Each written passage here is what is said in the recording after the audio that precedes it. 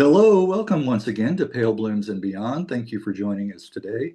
If you do like the programming you see here and the musicians and artists I visit with, please be sure and hit the like button and also subscribe to the channel. Gerry Ward is an English bassist who calls Hamburg, Germany home since relocating there in 1977. During the 60s, Gerry honed his musical chops playing in Shropshire bands like the In-Betweens, the Greasers, and the Bird and Bees. In the late 60s to early 70s, he was a member of pop band Fluff, releasing 5 singles during the period 1969 to 1972. The first 3 were released on DJM Records, and the final 2 singles came out on Decca. The unit was comprised of Alan Millington, singer-drummer, Chris Wallace, lead singer, Dave Archer, bass, Gerry also on bass, and Mick Skinner, guitar. Fluff would morph into the proto power pop band Ironbridge with Alan, Gerry, and Mick, joined by guitarist Alan Phillips. The band would release a 1973 self-titled album on Odeon. Today, my guest is retired and a guitar collector. Well, welcome, Gerry. Good evening, morning, whatever it is your end. Whatever time it is where we are, right? Well, take us back to the beginning. Where were you born? I was born in a little town called Ironbridge, which lives up to its name. It was the first bridge made of metal or iron ever built, still exists, still stands. And the village developed around it, and I was born there in 1948. There's a nice history. I think on your Facebook, I saw somebody did a nice little history about Ironbridge. Yeah. There, yes. And that's the one with the music. Is that the one underlined with some tracks from the LP, I think? I think it is. Yeah. And also, on the album, the backdrop is the actual Ironbridge. Correct. Okay. Well, do you recall your early childhood growing up? Yeah. I grew up in Ironbridge, began in Ironbridge. My father got sick. That would be about 57, 58. He got sick and we moved up to another town called Madeley, which is just up the road, and he died there. So I lost my father very early. I did have the luck that my older sister of 3 years had already passed the examination to go to Coberdale County High School, which was a very good high school, mixed, which was unusual at the time.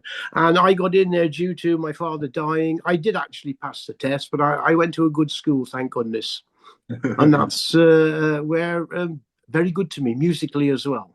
Okay. Well, was there music in the household growing up? No whatsoever. Okay. The closest of my father's sister who sang and actually got a date on the Carol Levis talent show, which goes way, way back. The older people may remember that in England anyway. Yeah. And that's the only connection, otherwise none whatsoever. It goes to this mixed grammar school. And I do remember, I think it was the first year I was there, the first summer, and we were divided. Up until the 4th year at school, the girls and the boys were divided, couldn't mix. Yeah. And I do remember my first year there, we had some visitors from France, interchange, our pupils going to France and France pupils coming to England. And these exchange. That's the one, thank you, yeah. Yes. 2 or 3 guys, I do remember 2 or 3 guys were sitting on the girls' side of the playground playing guitars. Oh, and all the girls were just sitting at their feet, standing. I don't know what they were playing. It was all in French. Yeah. But the chicks were mesmerized with these 3. And I thought, that's interesting. Yeah. And about the same time, my sister we had a dog which was very sick. We had to take it to the vet to be destroyed. And that was just in a little village called Shifnal. And she took me there. And we had little Timmy put away, went to sleep, didn't wake up. And she took me to a cafe. You had to wait for a bus to get home. And we were in this little cafe, and there was this thing called a jukebox. And she started playing some music. And she played, the one I remember mostly was Rave On by Buddy Holly. Oh. It was on the jukebox. Okay. And she played it, and I said, "What's that?" That's Buddy Holly. Oh, play it again. And she played it again. And the bus was due to come. And I said, "Leave me here." What was I? About 12, I think, or 13. It wasn't far anyway. She gave me my bus fare, which was exactly 3 pence, which is exactly enough to play for another play. Never. She got on the bus, went home. I stayed and listened to Buddy Holly the whole time. And there I fell in love with rock and roll. Oh, right there by it. And then the two things began to join together. The guys I'd seen at school, guitars, the love with Buddy Holly, and the Shadows, which obviously you must know about, the British guitar band, were huge. And I just fell in love with guitars all at once. And there was a band at school just beginning to learn guitar, and I was friends with them in my same class. And I fell into it was the magic of guitars. That's what it was. Oh, yes. Hank Marvin. What a guitarist. That's it. Yeah, that was it. That's all we learned. The first things we ever learned. Bill Whedon's Playing a Day. Every Brit knows that, just play the guitar. The Shadows, yeah. So that's where we kicked in, yeah. Right. You guys had the Shadows. We had the Ventures. That's right. Yeah. Walk, Don't Run. I played that one. I remember that one. Right. Well, you said your sister was older? Yeah. Did she pass down singles and albums to you? Badly. Terribly. She had a Bobby Rydell LP. Oh, I'm sorry. Okay, Soldier Boy was okay, but that's what I can remember. But what she did buy the Beatles' first LP eventually. Oh, okay. And that's the thing. She had a boyfriend who was played in a band, and I knew him. I knew his name, and I was learning guitar at the time she was seeing him. And he said to me one time, we're losing our guitarist in the Greasers. Oh, I'd heard of the Greasers, but I'd never played in a band before. She said, would you like to come up for a practice? We need a new guitarist. And that was where I first met the Greasers, and they changed my life from being a Shadows boy straight into Chuck Berry and Lee Hooker. And anyway, they turned me on to American music. And I said, I can play a Beatles song. And I began to play Roll Over Beethoven. First of all, they changed my name from Gerald to Gerry. Oh, they on did. The first practice, I came in and I'm Gerald. Yeah. No, you're not Gerald. Nobody plays in a pop group called Gerald. You're Gerry. And from that day on, I became Gerry. And only my mother was allowed to call me that. And I said, I can play this thing by the Beatles. And I started to do the intro to Roll Over Beethoven. Gerry, that's not a Beatles song. That's Chuck. I said, who? Yeah, Chuck Berry. And they introduced me to Chuck Berry. We had about 5 or 6. The first 3 practices, I learned Chuck Berry songs. Oh, okay. Did you guys grease back your hair? Like, no. When I think of greasers, we had that during the 50s here, where they would grease their hair. And well, I heard the story. They all came from a factory, the Ever Ready battery factory in Dawley. They were all in a factory. And that's another thing. They were 2-3 years older than me. Oh. I was then 15 and they were 16, 17, 18, which is a huge difference, in culture and everything. And they brought me up so quickly. But the Greasers, in actual fact, their name came from, it's a surfing term. Okay. For those that keep sliding off their surfboards. Okay. Yeah. Yes. Yeah. Okay. I've heard that. That's what we were told. That's what the guys told me anyway. So I began playing with them, and I was still at school, and I grew up very quickly. And as you can imagine, Peter, the guys are 17, 18, 19, and I was 15. It's a huge cultural difference. It is. Right. So I grew up quickly, and that was it. I was into music. Yeah. Anybody that was in their 20s was ancient at that time. Oh, right? Of course they were. That was over the hill. Yeah. Right. True. Yeah. Well, how long were you in the Greasers? I remained in the Greasers for 2 years about. Yeah, I suppose it was. Yeah. And we had a girl drummer. We lost the original drummer. We got a girl drummer who also worked at the factory, the Ever Ready factory. She played drums, so she became a drummer. Yeah. And that's like the honeycomb. The honeycombs. We were confused many times with the honeycombs. Okay. Yeah, we really were. But Dawn Cullis, her name, she could play. She was good. But then our singer Fred, who I idolized, he was the one that really got me into Chuck Berry in the early days. A huge guy, a massive guy, and I was a little overawed by him. And he left the group. he left the group to get married. Well, silly thing to do, which I never understand people Right. leaving music to go and get married. I can't understand that. And he left the group, and I lost interest.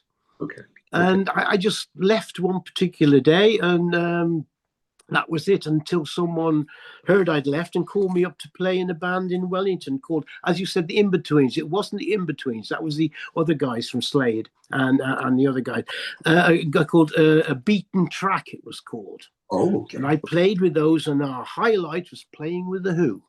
Oh. We supported The Who in I wrote it down, I think it was 66, yeah. Played with 65. And my generation had been number one. Just what an evening, yeah.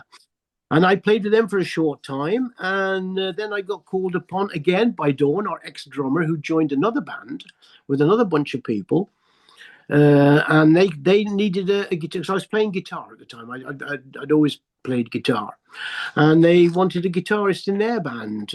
They were going to form a band called the Bird and Bees. Yeah. Very sort of naive now, but at the time it seemed good, having a girl drummer. So I went to join them, and we became huge in our local area around Shropshire, mainly because we had a girl drummer, which was that was something that people wanted to go and see. At first, she was considered a gimmick, but no, she could actually play. Yeah. And that led on, and we got some of the cream bookings and gigs, well, bookings as they were called then, but gigs as they are around our area. We played with a lot, and we became very good. Okay. We went into a lot of American harmony stuff, and we got ourselves a manager after winning a big beat contest, as they were called, in our area, all the band, and we won it. We got a manager after that, and he had records from Neil Diamond, and we're talking about 60, 66 or whatever, and but anyway, he introduced us to a lot of American music, and we got into American harmony stuff. And that became a good band till she decided to leave, our drummer. Again, same thing, men. Yeah. And marriage and whatever, and never understood that. And babies as well. That nonsense. Babies, uninteresting stuff. Yeah. And so we had to get a new drummer. And one of the local bands, a band called the Skylons, who began as kids, and we played with them a lot of times. Local, same town, Dawley, same town. We got to know them very well. By which time we turned professional with the Birds and Bees. We getting that much work. My school story is another one I might tell you about. Terrible. Okay. I fell out with my mother. We didn't speak for 20 years. We had to get a new drummer. And this local band who we used to knock about, we come back from gigs and meet up on the local car park outside the local pub and chat. And they were excellent singers, these young guys. And we needed a drummer. And their drummer was too young. He was only 14. But the other guy said, "Listen, I could play drums." Alan Millington. Oh, okay. But you play guitar. Yeah, I play drums. So. Oh, yeah, really? I said, "Well, would you like to come and have a go?" "Yeah, I'll come if I can bring my mate Dave, who we knew as well." Dave was a bass player. And the thing is, we had us, Chris, me, and Mick. We were the three left in the band. Just a minute, these guys can sing as well, and we were into our American harmony and stuff as well. We can do 5-part harmony here. That's the first thing that comes. But do we need a second bass player? Not really. So I moved on from guitar onto 6-string bass. Oh, okay. I used to virtually do chords and then follow but an octave higher. That's how we kicked in. But the thing is, we had 5 voices, 5 guys, and we looked great on stage. It was great. We even brought the drums up to the front line, nearly in the front line. And when the harmonists came, 4 people coming, and promoters used to love us. The one promoter in our area used to love us. He said, "Nothing looked better than," and we changed our name then to Fluff, by the way. Okay, Birds and Bees didn't fit anymore. Who came up with the name? Me. Oh, you did. Okay. It was either that or Peach Tree Harvest. Okay. Which might have been a better one, but my argument was Fluff looks great on the bass drum. Oh. Okay. In big letters, which we did. Yeah. And on posters. You can always have big letters. It's always bigger than all the other bands. Right. right. And it was, and it worked wonderfully. Yeah, I don't think Peachtree Harvest would. No, you'd it have a wouldn't problem quite fit. fitting on a drum. You Yeah. got it, yeah. But that was my main reason. Yeah, Yeah. looks Okay. good, and we became very, very popular in our area. We played with all the top guys. I mean, the promoters liked us. The top two promoters in our area would always book us because we had our own crowd. We would bring them along to the top acts, and we played. I made a quick list of it. The people we played with that year. Yeah. Yes. Applejacks, Rockin' Berries, The Who, Dave D. Dozy Big and Titch, Drifters, The Herd, Love Affair, Status Quo, Kinks, Benny King, Junior Walker and the All Stars, Moody Blues. We played with all these people. You played with all of those. We played with all those people. Status Quo was all big ones. They became very good friends of ours. But anyway, we were working with all these people, and they kept saying, when you're doing a record, have you got a? We didn't have a record deal until we played with Status Quo one time in Shrewsbury Music Hall, and they placed the same question to us. Hey, you guys, you're good, you sing well, you play well, and you look smashing. Who are you recording? We haven't got a deal yet. And because we were in Shropshire, this is the main problem. Shropshire is an inland county, a huge inland county, but famous for nothing except the Ironbridge, I think. And our manager was working out of Shrewsbury, and we all knew the place to be was London. But in actual fact, Quo said, we'll tell our managers about you if you wish, which they did. Between times, our manager had got us a recording test in London with a new company starting up called DJM, Dick James Music. Dick James, yeah. And we went in place of someone else that should have gone but couldn't go. And he'd heard about it and said, instead of losing the chance, we'll send Fluff. Yeah. So we went down there. We didn't care. We'd go, and they did. They said, "Who's this? And where's the other guys?" And they couldn't come, but we're here. Yeah. Oh, we may as well listen to you then. Which they did, and they jumped at us and said they offered us a recording contract there and then. There and then. Wow. There and then. Wow. Who was can you imagine? Who when was we the other first band? went in, Who was the other band that couldn't go? It was a couple of guys called I've got it written down. It was a two-piece band, two guys that used to write songs. That was why they went. It wasn't a band; it was a duo. Oh, a duo. Okay. A couple of guys, from Shrewsbury that went, and the promoters knew that, got them the meeting, but they couldn't go, so the promoters asked us not to back out of a good chance, you know. So we got there, and they give us a recording contract there and then. Right. Well, they offered us one. They give us a demo of a song called "Holly Go Lightly." That's what I want to mention. I want to talk about that. Because, which they sent to us. First of all, they said, "We'll have you. Yeah. We'll find something," because we weren't writing our own stuff then. Right. We'll find a song for you. Yeah. Which they did. Sent us to our manager. We learned it, and we got a date to go down and do it. And that was in late '69, I think. We So we went down to record it in DJM. Yeah. And we had to go and meet Dick. We had to go and meet Dick James. Yes. And we had to go to his office. Yeah. Were you a little intimidated? I tell you. Were you a little nervous? The stairway up to his office was lined with all these gold, silver records. Beatles.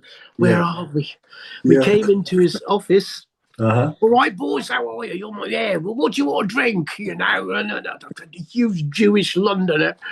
Yeah. And we were just mesmerized just to be in this place, you know. Yeah. And now here's a quick story. We went down. I think it was Holly Go Lightly. When we went to actually record it, the studio, we had a break. Yeah, you know, you do 3 hours, have a break, but it was in their studios in Oxford Street, in Dick James' studio, and standing outside was Reg. Oh, is that right? Right? You know who do I mean? Yeah. Mr. Dwight. Yeah, Elton. We'd played with Bluesology, so we'd met. We knew him from and he was sitting outside, arms folded, with his blue glasses, and all right, lads, yeah. He looked totally, pissed off. But anyway, he was there, and in one break we were having coffee, and we could hear music coming from something. Okay, what's this? And Clive Franks, who is also Elton John's engineer, engineered our record as well. Yeah. Clive, what's that? Oh, that's just the Beatles' new record. Oh, okay. we were listening, which we found out later, to Because. Oh, from okay. Abbey Road. Right. What's going on here? Yeah. Yeah, they had to notate. Dick James was still music publishers to the Beatles at the time. Oh, They had to notate every record, every song, to put yes. it onto sheet music, as it was the Right. law then to Right. become published, so to speak. And they were doing that in the room next door. The scribes were actually putting to sheet music because. Oh, And Here Comes the Sun they did as well. I remember we were listening to these songs before yeah. we Before didn't they know hit- at the time. They just said, well, we realized later what it was. Yeah. Well, Just one I of the wanted to say- stories from I being wanted at to Dick say, James. yeah, real quick, that Holly Golightly, a tribute to Audrey Yeah. Hepburn's. We didn't know at the character. time. We didn't put Character. it together at the time. We didn't even know Gordon Gray, I think, wrote it. Yeah. We never met him. Right. It flopped. It flopped anyway. Yeah. But it was the first Breakfast at band on Tiffany's. DJM. Breakfast at Tiffany's. Yeah, yeah, her character in that, exactly. That's right, and it was the character from Breakfast at Tiffany's. Yeah, but it seemed a good song to us. We did some good harmonies on it, but it didn't get any BBC play. I liked it, and that was my first introduction to you. Really? Yeah, and to Fluff was from this compilation. I don't know if you're aware of this. I know of it. Yeah, I know of that one. Yeah, More Yeah, Curious. I know of it. Yeah, I know of it. Yeah, Fairy Cakes for Tea. Previously uncomped pop psych gems from 66 to 71. That's right.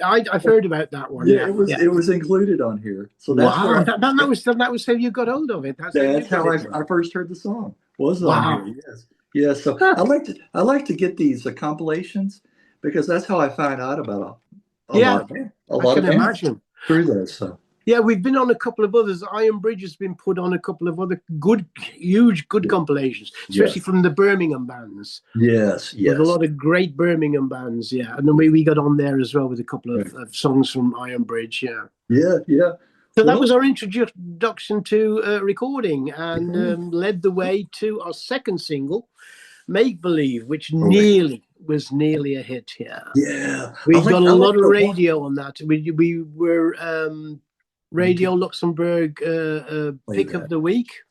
Yeah. 2 weeks running. Well, we know it's paid for. DJM paid for it. Right. They paid for 1 week and kept it going for a second week as well. I like the horn. BBC, I like the horn and the strings on that one on Make Believe. Great, yeah. But do you remember the original from Wind? No, just this. Wind was the band with Tony Orlando, one of his studio things. Oh, okay. And it was a small. Yeah, that was the original. Okay. And they wanted too much money. Dick James had the publishing. Okay. Yeah. And they wanted too much money, so they offered it to us, and we did it, and we did a pretty good job of it. Yeah, I reckon. I'd say so. Yeah. Mm-hmm. Yes. Yeah, and the work came in wonderfully from that. We worked at the BBC a lot. We did sessions for those because at the time there was a thing called Needle Time, which you must know about. They couldn't play records all the time.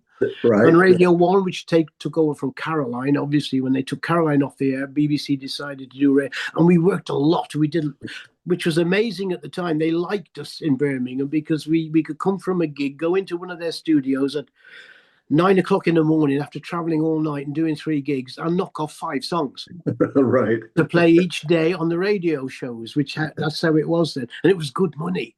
Yes. And then you get a replay and they give you another half of the money as well. And they kept our van on the road for 3 years. BBC looked after our van wonderfully, which was the main problem. That was the main thing, keeping your van on the road. Right. Yeah. Well, they were very good to us. The only problem was they didn't play our singles when they came out. Oh, yeah. Unfortunate, because I like Sunny Honey Girl.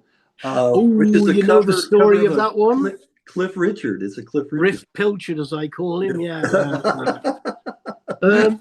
You obviously know the story about it then. Yeah. Well, after we had 2 flops with them, they decided then that we could get in the 2 top writers. Well, a song from the writer, Greenaway Cook and Hiller and all of it's going to be a hit because they had a hit with everything at the time. Oh, they did. And they thought, this is the one, we're going to do it. Yeah. So we did it, and we did a good version of it, I thought. Yeah. And then the story. I'll tell the story. Our manager, Austin, got a call from Stephen James, Dick's son, saying, we're pulling your record. Really? What's that then? Yeah, Cliff's going to do it. We want to give him a free run at it. Oh, wow. So they pulled it. They took it out. Yeah, they pulled it. DJM pulled it. Yeah. Hmm. Yes. Wow. Another disappointment. Yeah. So that was 3 good chances we had, and we were still working a lot, working very well. Yeah. And one of the times we were working, actually, it was after it was Sonny Honeygirl was out in Germany. I remember it, yeah, because it got released in Germany. It did in a picture cover. That was the time we were working at the Top 10 Club. Oh, okay, okay. We were working there. Can I tell you this story? Yes, tell that story. Well, I began with falling in love with Hamburg on the first day, obviously, but it was such a wonderful place to be. It was an amazing place. Every sort of person you could meet, straight, round the corner, druggies, drunkies, prostitutes, a wonderful place. It was, and you're playing music there every night in the week. Well, we've been there 3 weeks. On the last day, I've got it here. Oh, you can see it. Got the actual flyer there. Okay, that's the flyer. Wow. Is it coming out backwards to you, or is it forwards? No, it's coming in right. It's coming in. There right. we go. See Fluff on there as well. Yeah, with Locomotive. Locomotive, another Birmingham band. They were there with us. Yeah. Oh. So the Kinks played on the last day that we were there. Yeah. They'd come in the afternoon to do a sound check. And, which we learned later, all their equipment blew up. They brought brand new stuff, Vox, a whole line of Vox, and they'd set it up. We learned later that their technician or roadie hadn't changed the voltage from American to German. Oh, no. And they shot 220 volts through 100 volts. Oh, no. All the amps went up in smoke. The thing is what Peter Eckhorn, who was the manager, the boss of the Top 10, at the Beatles time as well, it was well known that you played through Top 10 equipment because it was brilliant. The PA was excellent. George even mentions the PA in Let It Be. The PA at the Top 10. It was brilliant, yeah. And even the guitar amps. But the Kinks insisted on setting their own stuff up. But it all blew up. Yeah. They left. Yeah. Evening went on as usual. We played through the equipment, the Top 10 equipment, which even the Beatles played through. And they were due to come on. We'd been on. Yeah, we came off. Locomotive had been on. It was Locomotive, us, Kinks. Stars of the show came in, and then they had to use the house equipment, these amplifiers. Oh no. Yeah. Yes, you can imagine they plugged in, and Dave it was just a whole mess of and they hadn't rehearsed. I think they kicked in with that. They played half of it, and they went into, and I think a Chuck Berry thing as second, and stopped halfway through it. And Ray, I'm sorry, people, we so wanted to play for you, so looking forward, but we cannot play through these matchboxes. Yeah. These, the matchboxes, yeah. Yes, and they walked off. The thing is, Peter had paid them in the afternoon up front. They'd done a Chuck Berry on him. We want the money first, right? And they came back into the dressing room, and both bands were there. I mean, we'd watched them and then come off as on back to what's going on here. They came into the dressing room, and Peter, the boss of the Top 10, has laid on a beautiful table, drinks of every sort and kind, dragging at it, and they all came in. Crying was the one girl. We can't play here. And the bass player from Locomotive, and I think Andy, his name was, said to Dave Davis, "Hey, what's all that about?" "Oh, we can't play through this stupid." "Hey, listen," he said, "we two here, Fluff and Low, we played through this for 3 weeks. It's wonderful. How come you can?" "Oh, we can't play this." And then he said to Andy, said, "Anyway, don't argue. You get back to your sixpenny gigs in England." Oh, did he say that? Oh. That's what he said to Andy, and Andy pulled straight back. Really, he was, and Dave Davis hit Dave Davis smack on the nose over the table. Everything went, the table, the drinks, everything tipped up. Ray Davis was screaming, nearly crying, "Oh, what's going on here?" And they did a runner out of the club. Yeah. Okay. Now here's the crunch. Okay. They'd gone. Who's going on next? I think Locomotive decided to go on after us. Yeah, after them. They went, and we played again till 3, 4 in the morning, as we do at the weekends. And it was our last gig. It was the last day of our tour, and we were packing up. Yeah. And we didn't have much to pack up because it was all but with guitar cables. And then locomotive had a Hammond organ, so that needed breaking down a little. And we heard this shout in German. I know what it meant now. Now, alle weg here. How up? Everybody away here. Get off the stage. Peter Eckhorn, the boss of the club, had got a double-barrel shotgun over his arm. He'd come into the club. There were still people there. Yeah. Told everyone, get off the stage and whatever. No. And all the Vox equipment that was still lined up at the back there. Yeah. He shot once, twice, reloaded. In this club, in the top 10, it was so loud. And shot the rest of the equipment and said, Keller, which means to his waiters, and put it down in the cellar. Yeah. Oh, wow. We were hiding behind the Hammond and whatever. I was going to ask you, yeah. You guys were, yeah. Wow. Yeah, and that's a true story. It is a true story. Anyone was there will tell you, because they weren't there. But there was still about 100 people still in the club. Still in the club, wow. Yeah. Wow. They were all scared, I'm sure. And a little story, when I came back to Germany 4 or 5 years later and played in the band here, and we played the top 10 again. Yeah. And John, who used to play with Gavin in the new generation, I think I mentioned that to you when we were took his drum cases down into the cellar, and there it was. The Vox equipment was still down in the cellar 5 6 years later. Still there, like. Nobody had touched it. No, it's still there. Yeah. But that was the story of the Kinks and us in top 10. But nevertheless, I fell in love with Hamburg. I really did. And another little story, that brought me back. 5-minute accident. I do have a daughter here who is 54 years old. From that particular 3 weeks, 5-minute mistake. Okay, that was another thing that got me back to Hamburg. But I'd fallen in love with the place anyway. Okay, and that was it. So that was Fluff, and Fluff carried on. Yeah. Well, I wanted to say, after we got back from Germany, when Dave, one of our bass players, same thing, decided to get married. Left the band. Okay.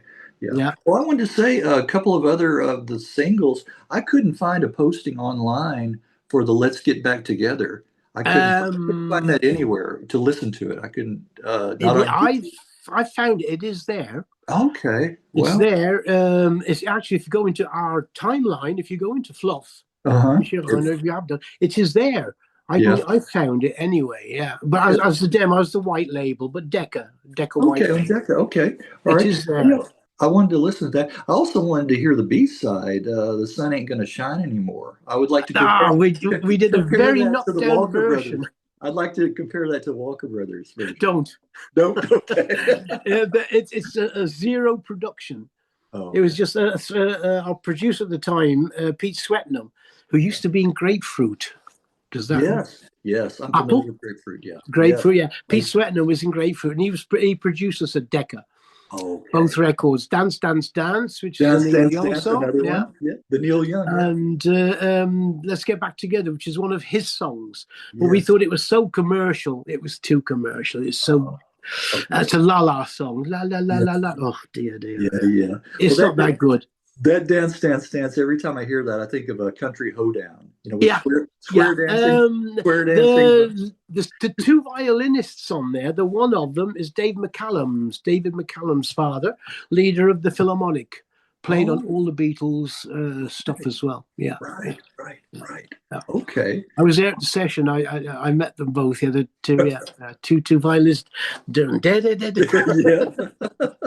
It's like you want to grab your partner, and start dancing around. It got a few plays, but no, BBC didn't go for it, and BBC had to go for it at the time. You had to get on the BBC. That's right. Yeah, we did a lot of live work, and we did a lot of live shows there. They're Radio 1 clubs, and we always managed to get the record played then. But Make Believe was the closest. Yeah. Okay. Yeah. And then Dave left the band. Right. And then there was just the four of us, and then Chris decided, our singer decided, again, women. No, I'm sorry, I'm lying on this one. It was his mother. Sadly, his mother died. That's what it was. And he didn't feel correct for him to be a performer on stage. He was very close to his mum, and that's when we needed another guy. And we'd had our eyes on this fella from the same old band, Skylons, way back. Okay. Their guitarist, Alan Phillips. And then we thought, right, we were going to get a twin guitarist band. That would be good, because Alan was, or Phil. We had two Alans in the band. Neither of them got called Alan. One was Phil and one was Millie. We never used Alan. But anyway, right. Alan Phillips came into the band and worked with Mick Skinner. And we did a lot of Wishbone Ash. All right. Twin guitar stuff. Twin guitar thing, yeah. And we started writing a little like that as well. Yeah. And that's when we decided we'd had problems with France. We were working quite a bit in France. And they didn't fluff. They couldn't even say the fluff. So then we had the chance to make an LP through a friend of our manager, who'd now gone to London and was working with Belsize Company in London, who were looking after Jigsaw. Jigsaw was a band we'd worked with many times. Oh yes, a Sky High. They could become Flying Machine. Sky High. Got it. Yes. You know this stuff. That was one of my first singles I ever got. Really? Was Sky High, yeah. Excuse me, I got to wet my whistle. Okay. I still like that track. Yeah, and we'd worked with them many times. Yeah. And they were looked after by Belsize firm in London. And Austin, our manager, went to work for them. And Belsize had this opportunity coming up. They need to get 5 LPs done by some producer. Got too much money, but got to find some product. And we got roped in. Okay. And went down, and Clive, their keyboarder from Jigsaw, produced us or took us through us and played keyboards. On Ironbridge, all the keyboards are from the guy from Jigsaw. Okay. Yeah, okay. Great band. They were so good live, so funny, and excellent musicians. And yeah, that's how we got into the Ironbridge thing. And we decided then to change the name under. We are Ironbridge now. We're going to, but with the LP, we could call it Ironbridge as well. Great name, we thought, still do for a band. Yeah. And we come from the area, we're from we may use the name. Right. And the thing is, we do not know the ins and outs of it, but we just finished with Decca. They give us some money to make a couple of tracks, which they refused, one of them being Frost and Fire, which is on the LP. Yeah. They refused, and a lot of reviews have said, how come Decca refused a song like that? And well, it turned out that no one took an interest in Ironbridge. If it was Fluff, the old name that not everyone, but the business had heard of, we might have had a chance to get it out in Britain nationally. Right. But in actual, it didn't. It got turned down. The only takers were EMI in France. Is that right? Okay. And they were the only people to produce the LP. Yeah. They were the only people to do it. And we have one. There it is. That's the one, yeah. There. And we couldn't play in France all the while, but we forgot. It was totally forgotten about in England, in Britain. Totally. Yeah. Even we didn't bother with it. We played some tracks from it, because it become part of our program. Right. But it only got released, which I found out in Japan as well. Yeah. Because I visited a few years ago and actually found it. But we didn't know that at the time. We only thought it had been released in France. And it did pretty well there. Yes. But not enough to make us rich and famous. No.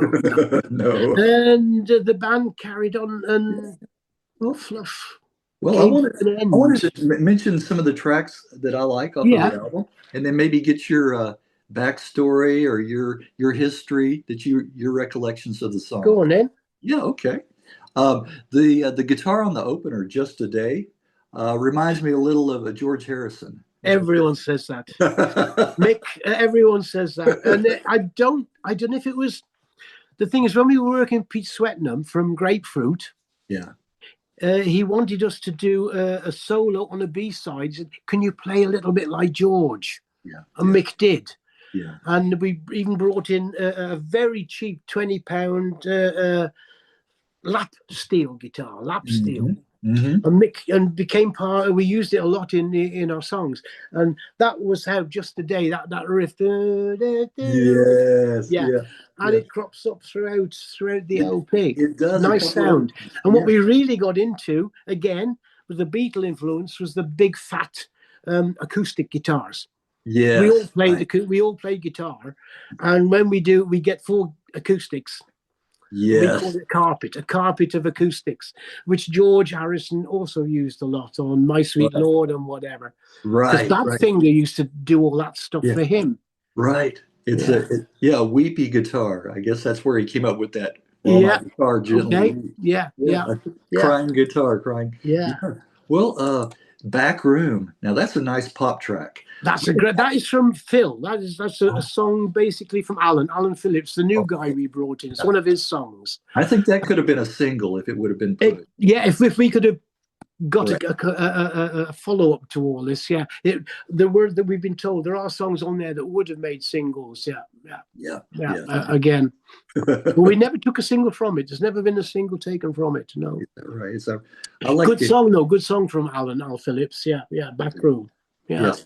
I like the instrumental interlude in Making It Hard. I like that. Yeah, very Quo, very. Yes, that is. It is. Well, we worked with them so many times, and I mentioned to you, we nearly went to record for them, for Marty Wilde, and nearly. But DJM came before that. Yes. Yes. I like their, their early, the Pictures of Matchstick Men. Yeah, that's where we met them. That was the hit. They were just dropping off that, and they got into Down the Dustpipe, their first thing, and they were playing that when we played with them first. Right. And they said, this is the direction we're going now. We're going to lose all our Carnaby Street clothes, and we're going jeans and t-shirts. Yeah. And but we had good friends. I met them. The last time I met them was about 5 years ago when they played here. Rick was still with them. They were in Hamburg, and a friend of mine got me backstage. Yes. And I met up with them. They did remember Fluff as well. And they said, well, every time we play in or around shows, we always ask what Fluffs are up to.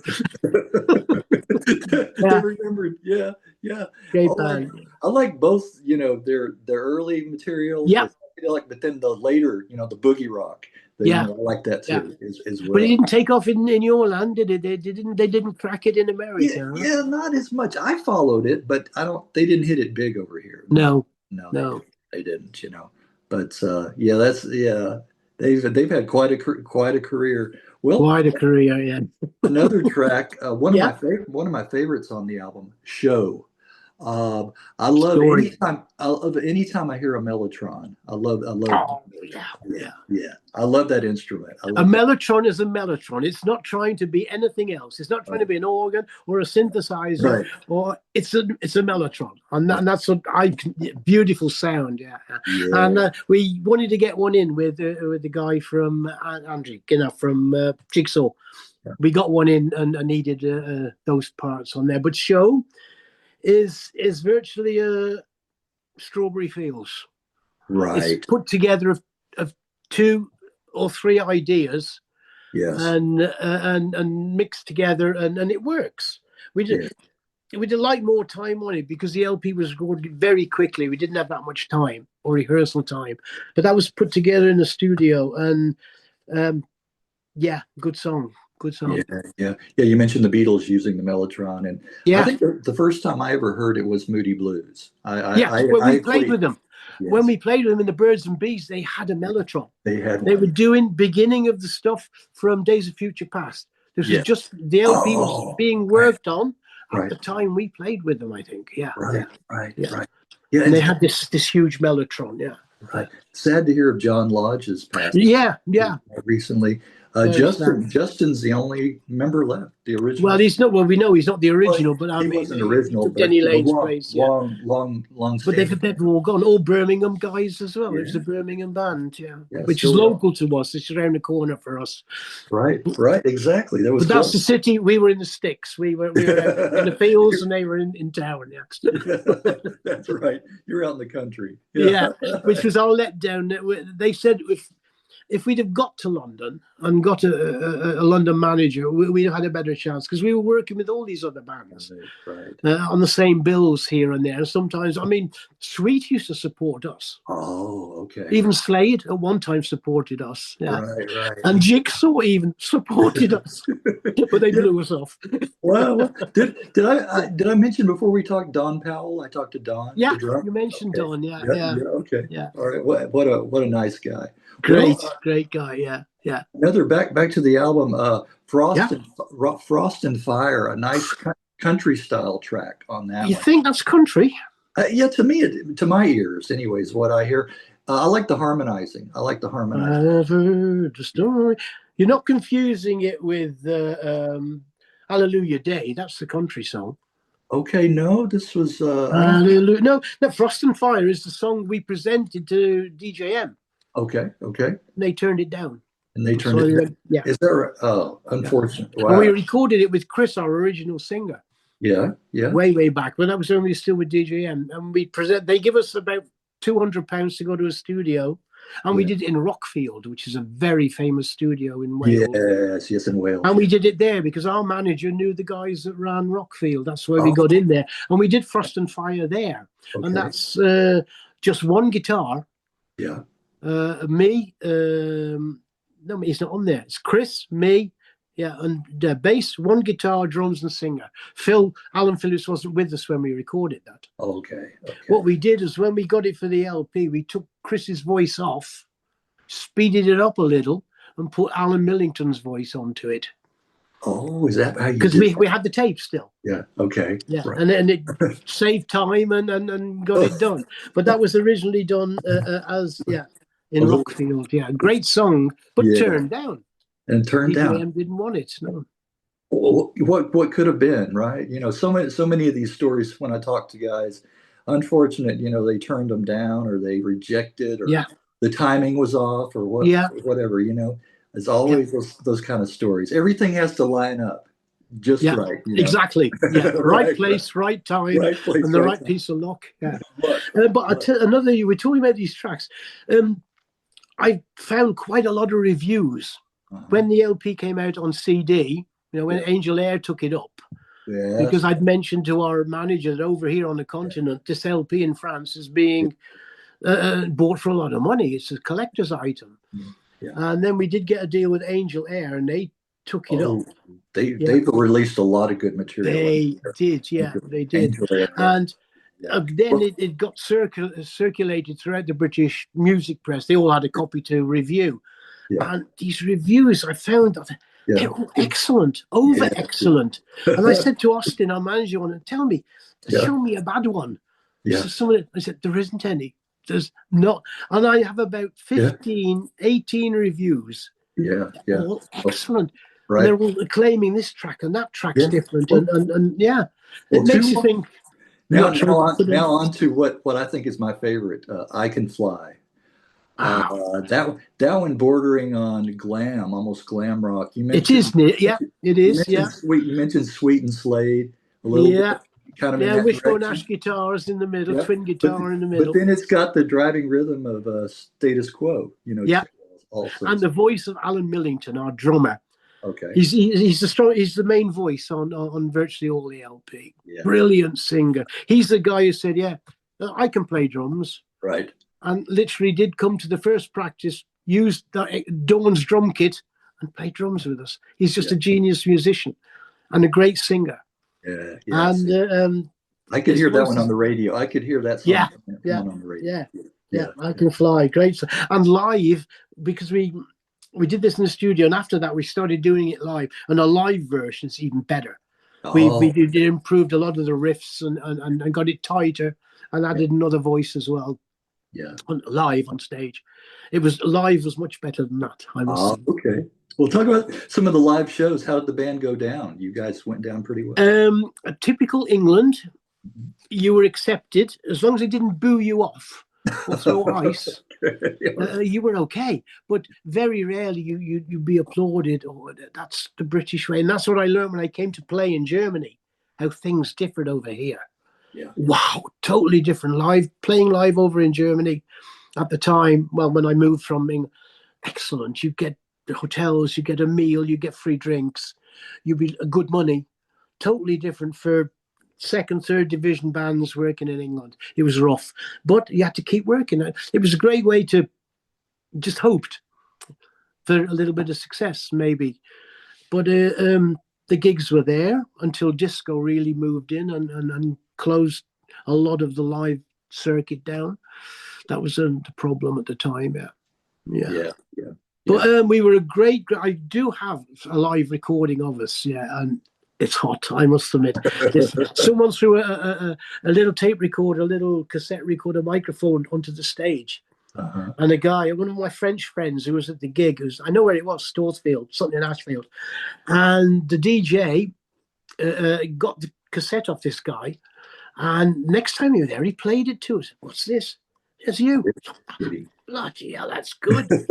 Yeah, and I do have it in my cupboard, this original tape. The vocals are a bit way in the background, but the band, you can hear the band cooking. Nothing is mic'd up. Properly. No, the vocals are coming through a PA, which is left and right of the stage, but it's just thrown between me and the drummer. Yeah, but the band is so cooking. I must admit, we were good. Yeah, a great live band. Yeah. Well, so just the one album. Was there ever talk of a second, or were there tracks recorded for a second album? No, because we were losing it on the scene. Our manager had gone to London, and then we'd taken over purely by the Astra agency in Wolverhampton, who looked after Slade and Argent and a few other big bands. And we got sort of pushed down, and we were getting not so good gigs as we used to get. One thing was leading to another, and it was my fault. I lost it at one particular gig. I don't want to go into it too much, but we were playing with Johnny Johnson and the Bandwagon. Oh yeah, yes, I'm familiar Pony with Express, and they had Johnny Johnson, and it was an afternoon gig in Wellington, a very famous place in Wellington that used to be mainly disco and soul. And the thing is, Johnny Johnson Bandwagon were doing a gig somewhere else, and we had to set up in the afternoon before, because they would come and set up in front, and then they would disappear again. Right. So we set up in the afternoon, and disco was. They did blame it on the blame it on the Pony Express. Yeah, that's right. Yeah.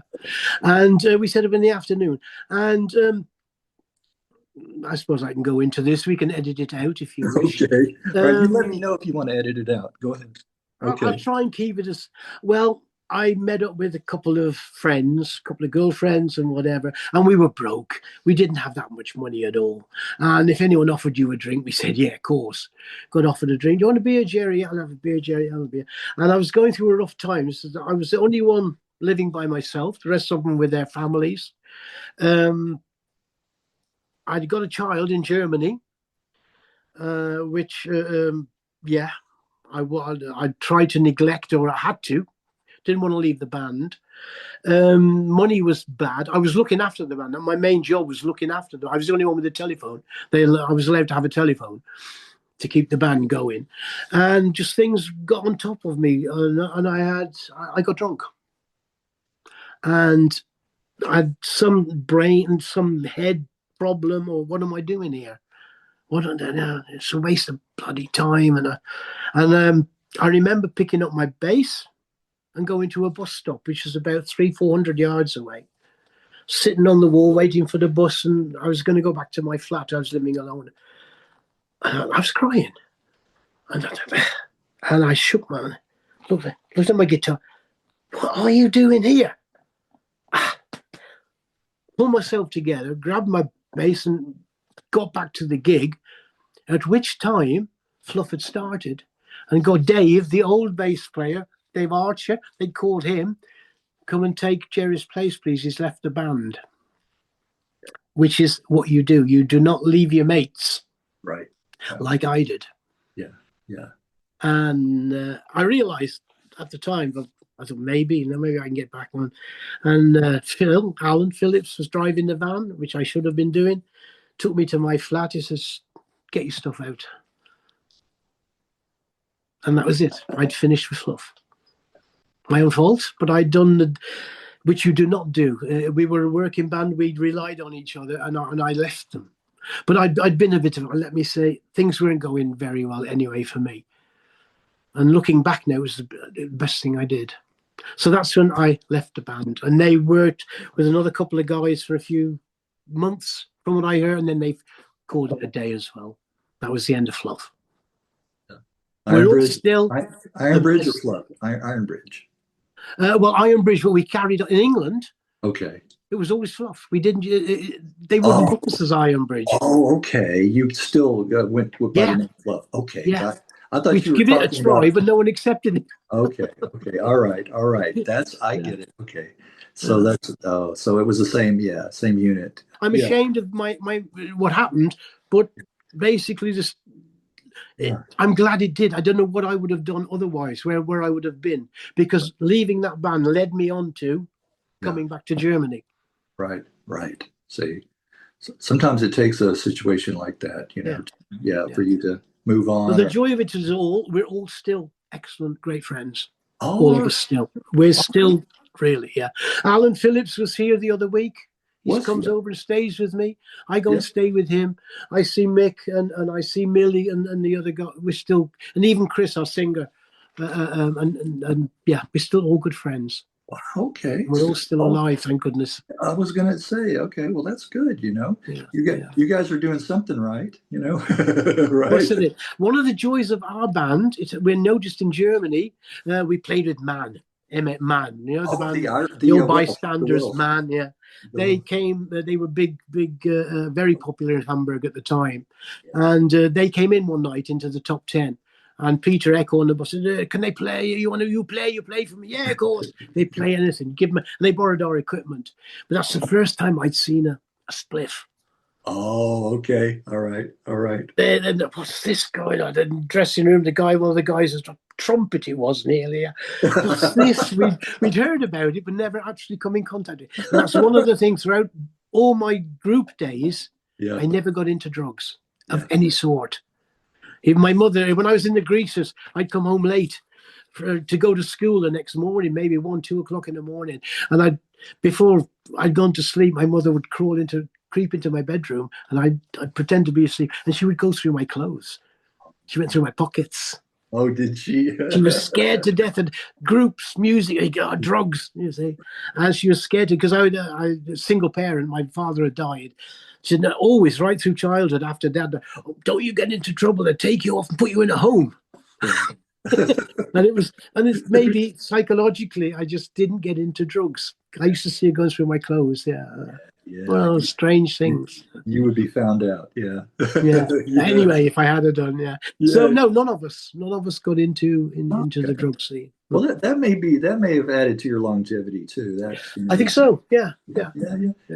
Well, that's so. Did any of the other guys? Let me ask. Post Fluff or Ironbridge, did any of the other guys go on to play or do anything? They played. Oh, the other guys in Fluff formed a couple of club bands, as we used to call it, doing the clubs, playing the hits of the day. Not professionally anymore, of course, but as hobbies, and made some good music, made some good money at it, and having a bit of a name. People knew in our area who they were. Yeah, we were. I mentioned we were big fish in the little sea, in the little lake. Right. Even today, we're the local papers. They still print up things about us or stories about us or anniversaries or whatever. Yeah, we were in our area around Shropshire and Mid Wales. We were the biggest band, put it that way. The only other thing to come out of Shropshire was Carol Decca. The singer was Tipau. Oh, okay. All right. Yeah. And Mott the Hoople, Ian Hunter, his dad had a pub in Shrewsbury, the county town of Shropshire. That's about the only other people that have. But yeah, they all had to go to London. But we were in our sea, we were big fish. Not a big history of bands, at all coming out of there. Wow. Well, what did you talk a little bit about what you did afterwards? Well, here we go. This is how I got back into Germany. Not long after I'd finished with Fluff, the mother of my child, who was still in Hamburg, knew this band, friends of ours that come from Stoke, the next town, virtually county, were playing in Hamburg, and had actually gone to live there, and they were losing a bass player, and she knew these people. And Gerry, you know Gerry from? Oh yeah, we know him from Fluff. Yeah, he's finished. He said, "Oh, we need a bass player." So I got a call. Is that They Stoke? called me. Is it Stoke-on-Trent? Is that the same? Stoke-on-Trent is where Okay. these guys. Colour Supplement was the name of the band. Okay. George, who was still very good friends, I'm still friends with them all. George went on to work with Climax Blues Band. I mentioned that. Oh, yes. And so I got a call from these guys over in Hamburg. Hey, Gerry, fancy come to play with us? We're going to support a pop star over here, earn good money, but we can do our own gigs. And I got nothing left in England. I'd lost virtually everything. I'd lost my band. I couldn't pay my rent. I didn't have a proper job. So I took the chance and went and worked over there. We were playing, supporting a guy called Kincaid, John Kincaid, had big hits over here. With Jenny, Dreams of Ten a Penny from Peter. Yes, he did. Kincaid went by the name Kincaid. Yes, he did have some pop hits. John Kincaid. Yeah. You're right. I was trying to think there's another one too. Can't think of it right now. That I really like. Jenny, Dreams of Ten a Penny was his biggest over here. Also, who was it done? It was written by a Birmingham guy. Anyway, I got to play with him. Yes. And we played, and I worked here for a year nearly over here, and we did some good gigs, and I fell into the Hamburg way of life, and I got a flat over here. But the thing is, after about 9 months, their ex-singer from Colour Supplement, now here's the story, was a guy called Des Parton. Okay. David Parton, who had a huge hit. He was a good friend of Tony Hatch at Pi Records, and he did a cover of Isn't She Lovely? Remember Isn't She Lovely? There wasn't a single. Stevie didn't do a single, but the guy in England, Dave Parton, did a single. He got to number 2 in the charts. Yes. And he gave his old band a ring. Yes. Hey, would you come back? I got a big hit here. And he wrote another 2 songs for Sweet Sensation as well. Very good songs. Sad Sweet Dreamer was one. Anyway, he'd had big success over here. He called the band back. The thing is, his best friend was a bass player. No room for me. Right. Came back to England. They went on to become a band called Cyril Dagworth's Players. The Cyril Dagworth Players, excellent band. But they didn't make it either. But I knocked around a while and realised I couldn't live in England anymore. After living nearly a year in Germany, I had nowhere to go again. Same thing. I did a few gigs with some of my old mates now and again, club gigs, but I wasn't happy. Then I got a call from a guy in France who knew us from Ironbridge anyway. Gerry, how's your German? You've been in Germany, haven't you? Yeah. I need a tour manager. There's a band going to Germany from Luxembourg and Belgium. And they need someone who can speak. They said, perfect. I could just about order a beer and my dinner. Perfect. Why? Yeah. Do you fancy doing a 3-week tour with this? I said, sure. So I packed a bag, left England again. I was staying with my friend, a roadie from Ironbridge, Barry, good mate. Went over for 3 weeks. And I've been here ever since. And that was in 76. Okay. Came for a 3-week tour. I met everyone. It was wrong that this tour, it was by a band called Black Blood, had a hit called IEIA, a disco thing, big hit. But the guy that was promoting the tour was a guy called Horst Fascher. Horst Fascher was the boss of the Star Club. Right. The vice leader was the owner, but Fascher was the managing director of it all. He signed the contracts with the Beatles and Epstein and whatever. And he was the promoter of this particular tour. And there was a day off. I should have gone to Berlin and it was cancelled. So I thought, I'll go and see the promoter just to see. I found out, give him a call. And there's Gerry, I'm looking at. Yeah, come and see me. So I went to see him to chat about the rest of the tour. And I stayed there for, I think he offered to put me up for the, we liked each other from the moment we met, and he started telling me stories. I said, the Beatles, and I'm like, what? And he was bringing out pictures of photographs from him with the Prelude in, there's some very famous photos of the Beatles with uppers, with pills. and Horseflesh was with them. He looked after him. He belongs to the Hamburg story of the Beatles anyway. Yeah. And then he said, I've got a band here called Please. I said, just a minute. When I was here, didn't they used to play the top 10? Yeah. So I saw them. I said, if you wish, you can be tour manager over here for my band, Please. Filipinos they were. Brilliant band. I said, yeah, sure. So after the 3 weeks, I started working with his band, living with them. We had a big house close to the Reeperbahn, of course. And in that short time, they went back to the Philippines after about 6 months. I met everyone in Hamburg. Yes. I just managed to be playing gigs because Please was so well respected in Hamburg. All the other bands used to come and see them. And I met up with the Hamburg scene and I got to know everyone within 6 months. And from that day on, I was never out of work. As an engineer, sound engineer, manager, I even went into studio work with a lot of the German bands. Wow. And then one guy called me up who turned out to be my best friend. I'm living in his house now at this moment. He died 3 months ago. He called me up. This was 79. Said, you're Gerry? He said, I need a guy to come help me with country band. Truck Stop. Oh, yeah, I've heard of Truck Stop. They were very big, you know. You want to come and... So I did a couple of gigs with them. And then before long, they said, you can be permanent road crew with my friend Uli. And from the day we met, we became the best of friends until he died 3 months ago. And this is his house. He bought this house over here and come and asked me, say, hey, come and have a look at this. Fancy coming to live out, just a little out of Hamburg. Yeah. And we've lived here for 35 years. And with him, he lived next door, underneath, the next floor down. Best of friends. He's met all my friends. I've met all his friends and his family. My best friend in Germany. And he died 3 months ago. And my lady found him in the toilet dead downstairs. Yeah. Sudden. Yeah. But and the thing is, then I met this Truck Stop and I stayed with them 10 years. Yeah. And they were the biggest band in Germany, the biggest country band in Europe, in fact, at the time. Still are as a name. Yeah. And they treated me well. And then I got heart problems. Again, excess. No sleep. Good food, but just overdoing it. Life was too good, put it that way. And I got heart problems and decided to come off the road. Okay. And a friend of mine who was driving for us at the time, we needed a truck driver. I used to drive trucks as well, little trucks. And one of the guys from Truck Stop brought in one of his friends to drive the truck.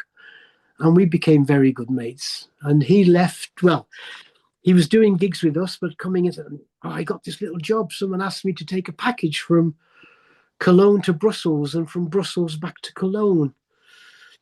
In my van, a package of documents or whatever. It turned out to be the beginning of FedEx in Germany.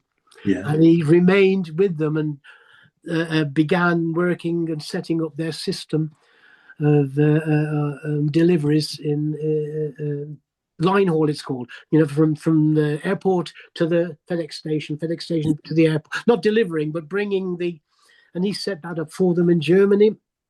And he died last year as well. So I worked for him for the last 30 years. Oh, wow. That's a long period of time. Yeah. Yeah. Yes. Well, how far is your house from where the Star Club was? We're 25 minutes away, but at one time I was 5 minutes walk. Okay. When I lived in Hamburg, but since my friend bought this house, I moved out of Hamburg. But I lived in Hamburg. I met my lady there again. Star Club 2. Yeah. Little story with the second Star Club. They opened in 1982. Yeah. And he used Horst Pasha opened it. My girlfriend, I was working in his discotheque downstairs before the Star Club was ready upstairs. Working there, and we're still together now. She's next door, by the way, my lady. we met there at the Star Club too, and he opened it in April of 82, which was 60, 70, 80, 30 years after the original. And I did the opening. I was sound engineer on the opening night, and we had Tony Sheridan. Oh, yes. With here we go, the JCB band. Oh, is that right? Yeah. Elvis Presley's band. Yes. And I was with them the whole weekend, and James Burton, of course, being my hero, one of my heroes. Glenn D. Harden.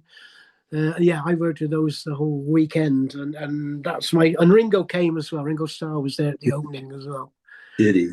So now that was a wonderful weekend, and I do have an LP that was produced by one of the JCB managers, TCB, Taking Care of Business, isn't it, man? Yeah. Taking Care of Business, yeah. And he produced an LP with Tony Sheridan. He'd heard about the story of him singing with the Beatles, and his idea was to put the Elvis Presley band behind him. Yeah. So Sheridan went to America. They did the LP. It didn't do anything over here. But Fasher's idea was then to bring the TCB band with Tony Sheridan to open the Star Club. Yeah. Well, Billy J. Kramer was there as well. Ringo was there. Swinging Blue Jeans were there. Oh, great band. I did the sound on that night, yeah. And got my little claims to fame. Great bands. Oh man, I wish I would have been born decades earlier. Yeah. I could have, seen. My girlfriend says that from my stories and people. I do wish I'd have been born 10 years to be growing up during that time. It was a wonderful time. Yeah. Greg, it was a wonderful time even to be in school. I think I mentioned when I was at school, the class was divided. If you were a Beatles fan, you were one side. If you were a Rolling Stones side, really. And my girlfriend was a Rolling Stones, and I was Beatles, and we couldn't sit together. It was terrible. I've heard that. Really? Story. Yeah. Heard that's how it was. Yeah. Yeah. And Searchers fans had their own little corner. Oh, you're right. You're one or the other, right? Yeah, exactly. Yeah. You did mention about concerts, which was my first concert. Yes. And singles, and well, I'll go into that one for you if you wish. Yeah, sure. The first concert, we were the Birds and Bees, and there was a good friend of ours, Dave Dauncey, used to play with Dave and the Mobats, huge soul fan. And he'd heard about a club in Birmingham called a Rum Runner, and coming there were planned to be the Ike and Tina Turner Review. Oh, right. Now we're talking 64. Yeah. And he said, because he couldn't drive, but we had the van in the Birds, and we said, listen, if you're not playing, I'll get us some tickets and we go and see Ike and Tina Turner. Yeah. The thing is, we were playing in the Bird and Bees, Fool for Love. We were playing a couple of Ike and Tina things. Yeah, funnily enough. And we went to see them in a little club, a stage maybe 4 or 5 meters wide. And I think I tried to count them. There were 13 or 14 musicians. They had a brass section. They had the Ikettes. They had the rhythm section and Tina. And I've never seen anything like it. Well, I was young then. The only thing, I'd never even seen an American band even at that time, nothing at all. But in this club, Ike and Tina Turner Review, what I always remember is the Ikettes dancing across the stage left and right between the trombone player. Yes. The trombone player was, and they were, excuse me, yes. The trombone player was playing, they'd come across and he could and the Ikettes would be across and Tina would be doing an amazing show, and all at 90 miles an hour, everything. Right. And that was the most exciting thing I'd ever seen. Was P.P. Arnold in the Ikettes? P.P. Arnold with the Ikettes. Yeah, she was definitely there. Yeah, definitely. Remember, that's the most exciting thing I'd ever seen. But the most impressed thing I'd ever seen. We were in Fluff, we were professional, and our manager again was working for Astra and Astra Agency in Wolverhampton. And yes, we're coming to do a concert. Oh, okay. At the Civic in Wolverhampton, and we were off. It was a Wednesday probably, and we got in obviously for nothing. Being a band from the agency, and we'd come in a little bit earlier. We got in earlier, and we couldn't. Us being musos, equipment. Well, where's their equipment? What are they using? And how big's the PA? What are they going to play through? And we come into the hall, and we couldn't see anything. We saw some little amps at the back of the stage. We saw the keyboards. Where's the PA? What are they going to play through? And in the middle of the hall was this. What's this? it was a mixer. We'd never seen this before. We'd never seen front house mixing or what's going on. And then the guy come to the mixing. Oh, what's the hell? Yeah, I'm doing the sound from here.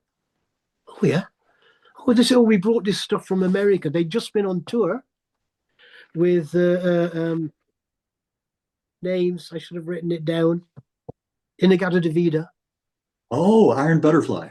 Iron Butterfly. Thank you. They'd been touring the States, and they were finishing. They were coming off the road, and Yes had bought their PA back to England. Of course, having it all transformed up to 220 volts, and not to do a King's problem. Right. Yeah. And they, where is it? So there it is. There, we can't see anything. And he took us, the engineer, to the front of the stage. There was a huge black curtain. Yeah. And he pulled this curtain behind. We saw one big horn, about 10 feet high, on top of a huge box. And in the middle was one little speaker. 15-inch JBL Lansing or whatever. What's this? Oh, the sound of a cinema. That's what that's what they use in America, apparently. And that's all it was, left and right. And pulled the curtain. Now we waited for the concert. I've never heard anything like it, Greg. I've never seen drums traveling 180. Right. Guitars jumping up and down, left, right, echoes coming from. What is going on here? And it was Yes, doing the Yes album. Right. Wow. I've never heard anything like it. What a sound, what vocals. Right. And glass clear. Could hear everything, every single note of every instrument. And the bass I'd never heard before. Yeah. Really in your stomach. Beautiful. The best sound. I've never been so impressed by any. And since. Yeah. Maybe, okay, that was a long time ago, but I've heard some very good, but at the time, I've never heard anything like it. We all have got into our van after. It was about silence for about 4 minutes, 5 minutes. And I think it was Millie, our drummer, the good singer. Yeah. You're going to have to cut it probably. What the fuck are we going to do now? Yeah. Right after that. Yeah. What a difference of sound, the never heard anything like it. Everything mic'd up and stereo and amazing. Yeah. So that's the main two. And if you want, my first ever record, I never had a record player. Yes. I never had one. Oh, you didn't? Okay. No. We didn't have a record player in our house. No, we were very poor. Okay. We did have one, but I didn't buy records. I didn't have enough money. I'd started bands, but what I did do, I did buy an LP because I wanted to have it and learn a couple of songs of it. It was 5 Live Yardbirds. Oh, that one. Okay. The first live recording that I could. 5 Live Yardbirds. I think it was Good Morning Little Schoolgirl or something. I wanted to learn 1 or 2 songs from it, so I bought the LP. And when we went to practices, then we had a record player we could play it on and get the words. And so that's the first LP I bought. And the next single I ever bought was my own. Your own, okay. Yeah. All right. I went to the local record shop in Dawley. I wanted to do it, to go in there and ask for my own record. And I paid 6 shillings and 8 pence for it, and I still got it. And you still have it. Wow. Yeah. Well, that was Make Believe, by the way. Yeah. Oh, that's the one. Okay. Yeah. That's what I mentioned about the gigs and the records. Yeah. When I was engineering, before I started with Truck Stop over here, I met up with one guy. I was in the top 10, and the Tremolos arrived to play. The Tremolos, yeah. And their engineer didn't. And Krista, the wife of Peter Eckhorn, the boss who died actually, Krista knew me because anyway, I was a regular there. She said, "Oh, Gerry, Tremolos, can you do sound for them?" I said, "Yeah, sure."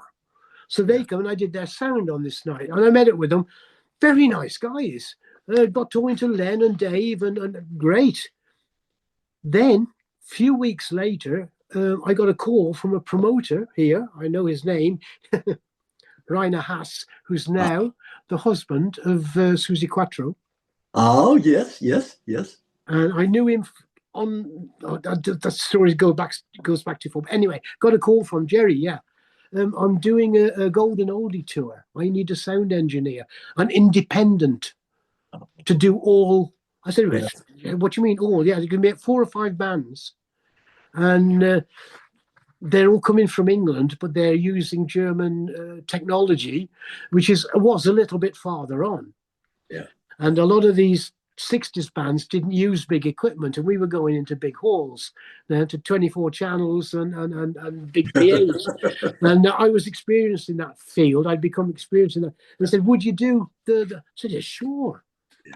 So I did 3 golden oldie tours. And some of the story I travelled on the coach with, here we go, I got in there. The ones I did were with Gerry, get it right. Golden Oldie, here we go. Was with Dave D, Dozy, Vegan, Mick and Titch. Oh, yes. Tremolos, Yes. Trogs, and Marmalade. Oh, Marmalade, yes. All 4 bands on the same night, on the same show. And I did their sound for them all. Yes. I did 3 of those. They were about 3 weeks long, each one. And 3 years. I did one every year for them. Oh. And Greg, some of the stories that came out on that coach, we got all 4 bands. Yes. On the same coach. Okay. I can imagine. I can imagine, yes. Some of them were incredible. I wish I'd have had a cassette recorder running for some of those trips. There's some great stories came out. Yeah, excellent stuff. I just wanted to add, I talked to Alan Whitehead, who was in the Marmalade. Oh, yeah, the drummer. Yes. Married to Lena Scoo, one of the best looking chicks in the business. I find the bass players and the drummers. Alan. Whitehead, I know them all. But I mean, doing these interviews, it's usually the bass players or the drummers that are most willing to do these interviews from the bands. Yeah, because the drummers are like, nobody ever asks the drummers, to do an interview, But they were, okay. But with the Trems, all 4 of them were singers. Well, Munden took a lot of vocals on. Right. Dave did, Right. But great people, great stories. Yeah. Wow. And then again, the singing drummer from Jigsaw. The drummer was the singer. Oh, Des. Yeah. You know my people. Right, exactly. So excellent. He's good. Yeah. Well, Jigsaw were so good. Before the hits, they had a comedy show, a great comedy show. They were so good, so funny. Yeah. And he's a great singer. And they did a version of Fire, which was 10 times better than the record. Beautiful. It was great. There we go. I reached out to Des, and we talked a couple of times, but then nothing ever. But he helped on the production of on the mixing of Ironbridge, by the way. Ironbridge, yeah. And the keyboarder, Right. I want to thank you, Gerry, for doing this again. Hey, Greg, it's been a lot of fun. Yeah. I enjoy it, and I think you guys. I can imagine you must have so many stories. I do. You must have. A few books already up there. And the more I do, the more convoluted it becomes in my brain. You know what I mean? It's hard to set. That's why I have to look up stuff too. Who was that guy that I because it's not all right there up front anymore. I will send you a copy probably this time next week. That's okay. And editing a little bit, and then you can post it wherever you like. You can even send it out, email it to different people if you like, but it'll also be on my channel. Excellent. It'll be there too for people to watch. So most interesting, sir. Enjoyed that. All right. Well, I'm glad Take care. you did. I did too. All right. All the best. Stay in touch. Bye-bye. Gerry. All right.